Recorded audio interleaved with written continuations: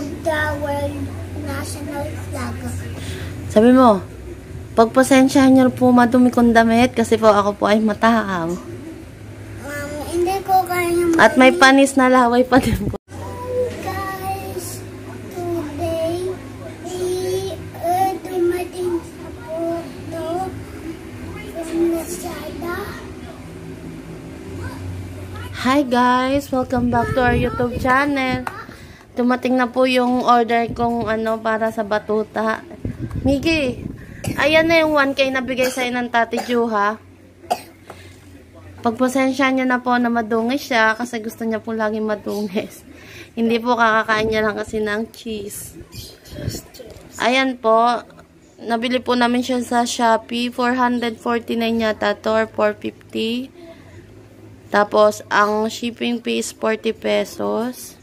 Na-sanitize ko na po ito. Tabi bunso, open natin. Kapitan, buksan mo, open mo.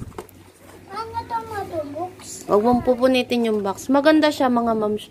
Ako na. Maganda yung packaging niya, oh. Hindi siya mukhang mumurahin. Though, hindi naman talaga mura kasi halos 500 pesos na din. Binili ko to para kahit papano makabisado niya. Di ba? Magaling to sa pagkakabisado yung Junakis ko. Binili ko to para kahit papano magka-idea siya sa mga flag, mga tawag dito?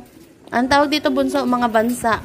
Mga bansa lang. Ayan, ang ganda niya mga moms. Sa ibang iba-iba actually, iba-iba ang presyo niya sa iba't ibang store sa Shopee. Pinili ko lang yung may pinakamurang offer tapos ayun, so far so good naman. Buong-buo yung box. Kung pang gift to, maganda siya kasi walang damage yung box. And then may nakasulat din na fragile, ano bang tawag doon? Basta may nakasulat, may sticker na ganon. Kaya siguro, iningatan din ng rider. Thank you so much po sa seller sa pag-ingat sa aming order. And eto nga din po pala, kasama din to. In-order ko din po to. 100 plus din to. My first Atlas of the Philippines. Book siya and hindi siya hardcover, pero maganda yung pagkakaano niya. Maayos. Sobrang okay yung book nung dumating. And ayun na po, binubuksan na po ng bata. Excited po siya. Mommy, yung nasa Feeling ko hindi naman siya kompleto. Hindi lahat ng bansa ay nandito. Mangilan-ngilan lang. Ewan ko kung anong Asia lang yata. Oh, ang ganda niya mga mas straight lang. Ano siya, made of wood. Matigas siya, pwedeng ihampas. May himatay ang hahampasin mo nito. Ayan, tadan! Wow, ang ganda. Oh, bunso, ilagay mo na yung mga flag. Ay, kaya lang. Wala naman tayong, hindi mo naman, ay, may nakasulat pala. Ito yung mga flag na itutusok dyan. Wait lang, bunso. Ayan, may nakasulat naman pala. Kasi kahit ako hindi ko kabisado yung itsura ng mga flag. May nakasulat naman pala sa likod ng mga details. Kung anong siya. And then, ayun, meron pang capital.